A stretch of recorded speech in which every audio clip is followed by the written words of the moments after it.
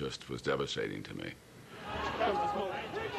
There was a time, I'm sure this was when I was on the street, after the first building came down and before the second, when I began looking at people and wondering how they were going to react to this, and saying to myself, are they strong enough? And are we strong enough to handle it? But that day, it got resolved for me emotionally when I saw a picture of the firefighters putting a flag up at Ground Zero, looking just like the Marines who put the flag up at Iwo Jima. And I said to myself, we're strong enough. On Saturday morning, I got up and on my own, I went down there without a camera crew just because I wanted to see it. I knew it would be helpful to me. And when I walked in and saw the mass of wreckage, the utter violence of it all was overwhelming. Today I made a brief visit to Ground Zero, and for all that I've seen in my years as a journalist, I was not prepared for the overwhelming reaction that anyone would have.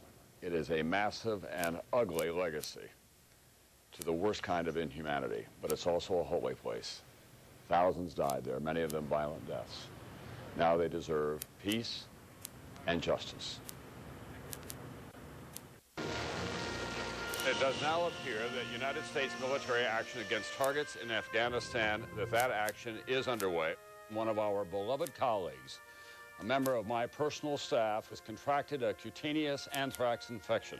The FBI is now investigating it as a criminal matter. When America goes to war, someone will surely ask at the Pentagon and especially at the White House, where are the carriers? We'll take you on board this mighty carrier, a ship at war.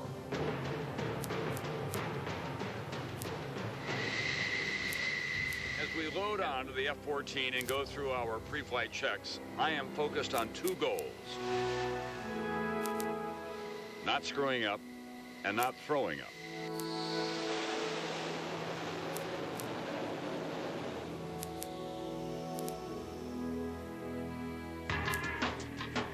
Saddam Hussein's pursuit of weapons of mass destruction pose a grave danger. We in the world community desire to help Iraqis move their country toward democracy and prosperity. The first to benefit from a free Iraq would be the Iraqi people themselves.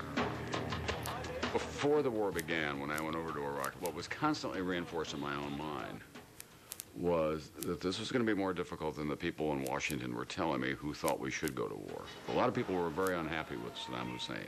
He ran an exceptionally oppressive regime. But the people that I talked to in Iraq, even those who hated him, hated the idea that we were going to come in and tell them how to live.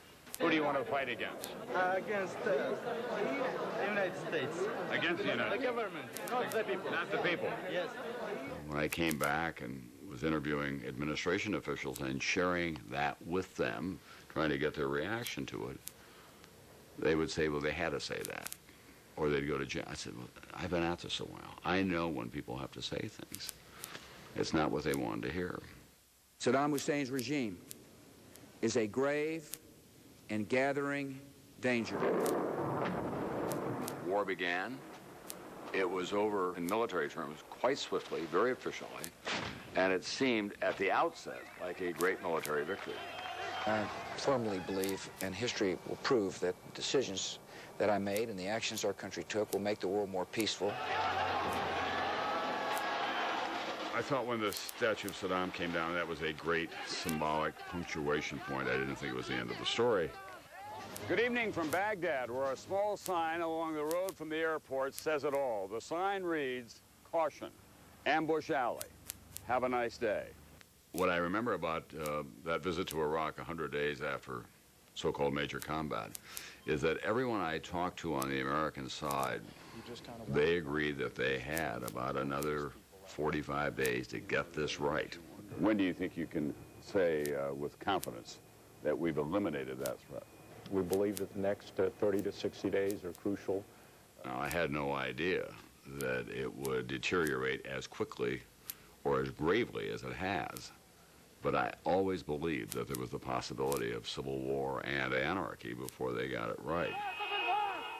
Insurgents are now up to almost 80 strikes a day.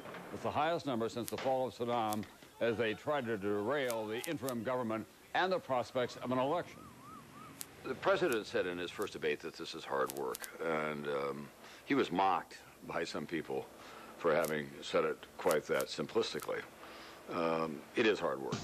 It's hard work to go from a place where people get their hands cut off or executed to a place where people are free. But it's necessary work, and a free Iraq is going to make this world a more peaceful place. I remember the year before the war began, I was going into Iraq. And the way you got in those days was to drive from Amman, Jordan, across the desert. It was a long 10-hour drive across this barren plain. And to give you a lot of time to think about where you are and what's likely to happen. Having spent so much time there, in Tel Aviv and in Kuwait and Saudi Arabia and in Qatar and in the Arabian Sea, I thought, how are we ever going to resolve this? The great passions that have been unleashed among the radical interpreters of Islam, Israel out there trying to hang on to what it believes so deeply is its homeland, and the place of the United States, which is antithetical to the culture of so much of this part of the world. How's this ever going to get resolved? And if I were to make that drive again today, I'd be asking myself the same questions. To the wall, and many of them have a prospect of war. Is not Tom Brokaw, Eyewitness to History, continues.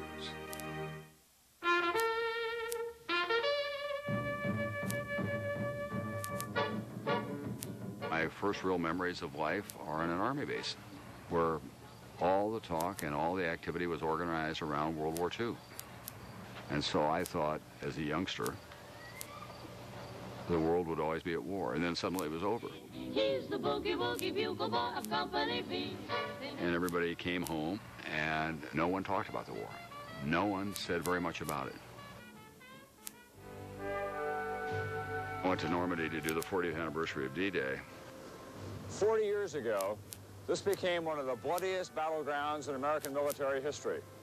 And I walked down to the beaches with two veterans of the first wave. Now, you guys haven't been back here in 40 years.